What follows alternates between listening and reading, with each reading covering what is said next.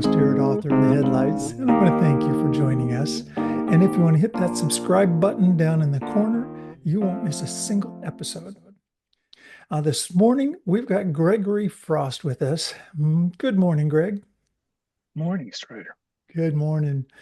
Now, Greg has written, oh gosh, how many books have you written? At least a dozen, if not, let's here Yeah, and yeah, there. I think it's 13 at the moment. Yes. So And Baker's dozen. Yeah. yeah, Baker's dozen, and you've written some more bits and pieces on other books where you've some anthologies and things, both yours and others. True. So let's see, you've got we've got a zillion awards too, all different kinds of them. But your newest, I think, is your Rymer trilogy, right? And that's by Ban Books. Um, Currently, yes.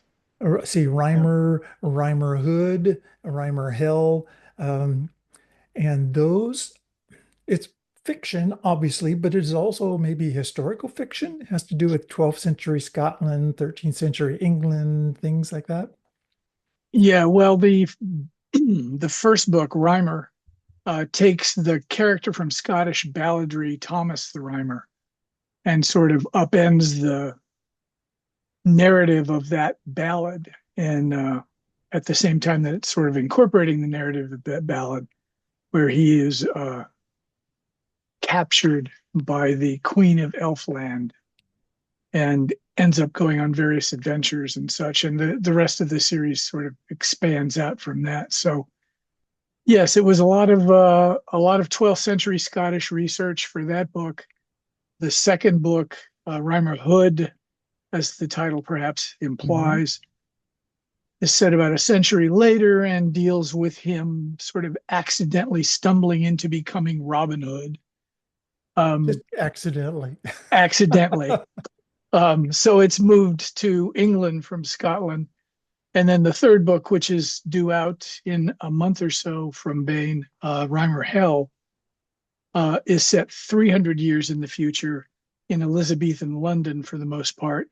And it deals with Thomas sort of being caught up in the assassination plots against Queen Elizabeth and becoming effectively a secret agent for Walsingham, her Secretary of State. Wow, that covers a lot of territory. I love it. It And does, yeah. I will end up reading those because that is right up my genre. I'll tell you, that's just fun action. I love the um, medieval history, um, sword fighting, just all of that. That's definitely my kind of book. Me too. So yeah, And you got a pile more books, Remscela, the lyric, that looked good to me.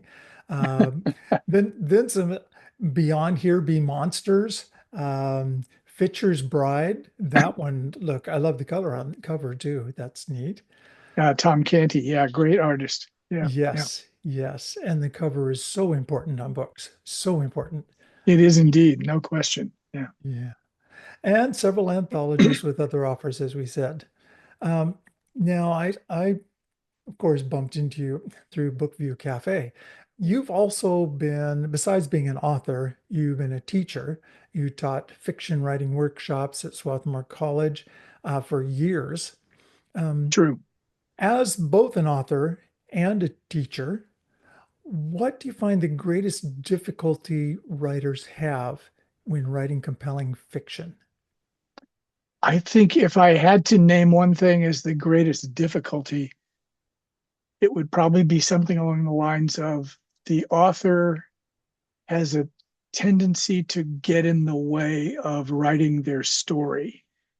The student, the workshop, is still looking at a finished product, and that finished product probably looks nothing like what the writer started out with. It's evolved in so many ways. They may have thrown the original idea away completely and started with something new. Maybe it looks like what they planned to do, but most of the time, at least in my own experience, it's evolved, it's changed, it's grown, it's developed into something with more arms and legs than anybody was anticipating, and turned into something new, something original, something that surprises them. Yeah. I The find that biggest, myself. Yeah. yeah, yeah. So I think the biggest problem is we come to writing workshops with this perception that we're looking at stories and this is how a story's supposed to look. So when we sit down and write our story, it should look like that. And that's the goal. I mean, that's where you want to get to. But in most cases, at least in my experience, that's not where anybody starts. What they start out with is a long way from that. And it's very easy for especially a beginning writer to beat themselves up when they've written a story and it doesn't look like that finished story that's in print, that's published. And you're going, look, it's going to take a lot more to get to that stage. You're allowed to write versions of the story that are awful, that suck, that get thrown away, that get torn up and shredded and come back and try it again. So I think there's a misapprehension that when you look at a finished story in print, your first draft of your story ought to be that good. Your final draft ought to be that good, no question. But your first draft, no. Your first draft can be total crap. And I think that's something where writers hamstring themselves coming in because they assume that they're supposed to write something that's finished fresh out of the box, and that's just not the way it really works. There are people that do that. There are true Yes, writers that there just sit are. down and write it from start to finish. And but that is not the vast majority of us. Do Yeah, at least in my experience, not. Yeah. do you lean more towards being a, well, not just you, but as a teacher, that what is simpler or better, a pantser type or a plotter type? Oh, there is no, there is no um, definitive answer for that because I'm somewhere between a pantser and a plotter. I will first draft a story or a chapter in a novel or a scene from a novel with a fountain pen in a notebook. And it's what I call a zero draft. It is so awful, it doesn't deserve to be called a first draft. Okay. Thoughts? Yeah, thoughts. Frequently, that's what it is. It's like a scattering of things. It might be me rewriting the opening sentence or opening paragraph over and over again. Might be me just writing along to see where this is going to take me until something catches fire and pulls me forward. And then I'm off and running with perhaps the first draft. Hmm. Um, but I'm also a structuralist in the sense that I think even a pantser sitting down and just writing has some idea in their head of where they're going or what they're trying to get to, what they're trying to achieve. So in some ways, I think it's a misnomer to assume that a pantser doesn't know anything at all about the structure of their story. I don't believe that's really true. I think they do. On some inherent level, they know that they're working with structure. They're just not maybe interested in structure at that point. That's not their way of coming at the story. But I know writers who are absolute pantsers and are terrified of outlines. The idea of outlining the story, you know, would drive them screaming from the room, even though it's their outline. So what's going to happen? Nothing. Um, and I know structuralists who absolutely will not begin until they've worked out that structure of plot um, and designed that thing so that they can come back and now start writing it because they know all the technical things that are going to happen in their story. So you get amazing stories that are written um, by authors who don't necessarily know where the story is going, but are discovering where the story is going while they're writing it. And one writer I can think of who's a longtime friend of mine, Nalo Hopkinson, is like that. She's a real intuitive writer um, and just kind of follows the thread to see where it takes her. But then you get a writer, somebody like Frederick Forsyth, who wrote Day of the Jackal. That's a book that was basically outlined into existence. He spent something like 18 months outlining the story and 3 months writing it.